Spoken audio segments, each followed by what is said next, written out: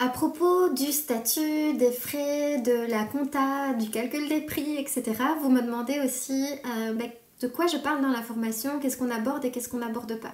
Alors, il y a un module complet sur le calcul de vos prix de création. Donc, je vous montre vraiment comment je calcule à partir de ma matière première, à partir aussi du salaire dont j'ai besoin, de mes frais, etc. Comment je calcule mon prix de création. Mais attention, il y a quelque chose dont il faut quand même tenir compte, c'est que les charges, par exemple, selon votre statut, vont vraiment se modifier. Pardon. Donc ça ne va pas du tout être le même type de montant de charges ou de frais en fonction de votre statut si vous êtes en Belgique, en France ou même en Suisse. Donc je vais prendre deux cas particuliers en Belgique. Quand on débute vraiment, on a un statut qui s'appelle le statut franchisé, qui est un petit peu équivalent au statut auto-entrepreneur en France. Et c'est pas du tout le même type de frais ou de charges qu'on peut avoir lorsque on est assujetti à la TVA et qu'on a dépassé un certain montant. Donc, il faut savoir que le calcul que je partage dans la formation, c'est une façon de fonctionner dans votre calcul, mais qu'il faut à tout prix, évidemment, vous renseigner dans votre pays, selon votre statut et votre situation personnelle, de combien ça va coûter les taxes chez vous, combien ça va coûter peut-être des cotisations. Alors en Belgique, on dit les cotisations sociales, mais dans votre pays, ça se dit peut-être autrement. Donc, il faut bien faire la séparation dans ce que je partage et ce que je ne partage pas.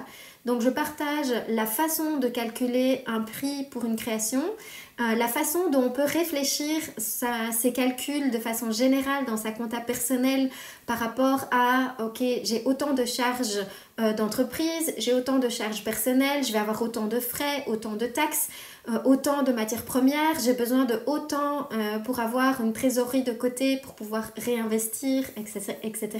Donc j'explique comment fonctionne ce type de calcul, mais les montants ou les pourcentages sont extrêmement personnels pour vous. Donc ça veut dire que je ne peux pas vous partager des informations sur les statuts en eux-mêmes pour n'importe quel pays.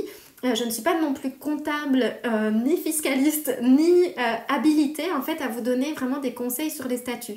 Et ça, c'est quelque chose que vous devrez faire de votre côté dans les institutions qui sont adéquates là où vous vivez. Donc je pense qu'en France, ça s'appelle la Chambre des métiers d'après ce que les filles partagent dans le groupe. Donc certaines sont en auto-entrepreneuse, d'autres sont avec un statut de société, etc. Selon le stade où elles en sont arrivées, ou simplement parce que parfois elles ont déjà un autre métier d'indépendante sur le côté. Par contre, dans mon cas en Belgique, même si je sais comment moi je fonctionne, je ne connais pas votre situation et je ne peux pas vous donner des conseils sur votre statut parce que je ne connais pas votre historique et je ne suis pas une institution. Donc ça veut dire que vous devrez malgré tout, même si vous êtes en Belgique et que je peux vous suggérer des pistes par rapport à votre statut, je vous dirais toujours d'aller trouver par exemple l'UCM, votre bureau à vous selon votre statut. Si par exemple vous êtes actuellement chômeuse, chômeur ou demandeuse d'emploi, etc. Donc faut vraiment savoir faire la différence entre les deux. Donc je ne donne pas de conseils sur vos statuts, sur vos démarches non plus. Par contre, je vous dis ce à quoi il faut penser, c'est-à-dire il faut penser à une assurance personnelle professionnelle, il faut penser qu'il va y avoir des taxes, il faut penser que peut-être selon votre situation vous aurez de la TVA à reverser, que peut-être que vous aurez besoin d'une assurance incendie, etc., professionnelle. Qu'il faut avoir idéalement un comptable lorsque vous avez dépassé un certain montant pour être sûr de ne pas faire d'erreur dans votre calcul selon votre situation personnelle. Encore une fois, donc je vous partage juste, ok, pensez à ça. Par contre, vraiment, le module sur le calcul des prix, c'est vraiment une aide pour que vous puissiez poser des tarifs qui vont vous permettre à un moment donné d'avoir un revenu personnel et de générer des bénéfices puisque c'est quand même un peu l'objectif de notre métier. Donc voilà pour la réponse. Je regarde aussi dans ce que vous m'avez envoyé sur Instagram. Donc voilà, c'est ça. La fabrication n'explique pas sur le statut et sur le détail de vos frais à vous, mais sur les types de frais auxquels vous devrez penser et dont vous devrez tenir compte dans votre calcul. Y compris, évidemment, je montre un type de liste d'exemples sur les types de frais que vous pourriez avoir au quotidien, toutes les charges qui sont vraiment régulières dans votre entreprise et celles qui pourraient être exceptionnelles.